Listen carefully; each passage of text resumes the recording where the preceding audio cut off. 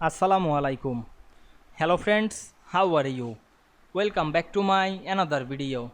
In this video, I am going to show you how to lock selection pane in Microsoft Excel. Let's get started. At first, you have to open your Excel workbook. Now you want to lock the selection pane. At first, select any object. Then go to the picture format menu or the shape format menu. We can see here the selection pane. Now I am click this display the selection pane option. Now we want to lock any object, select this object and off the I button, and we can see the object is locked. You can select the picture and lock this.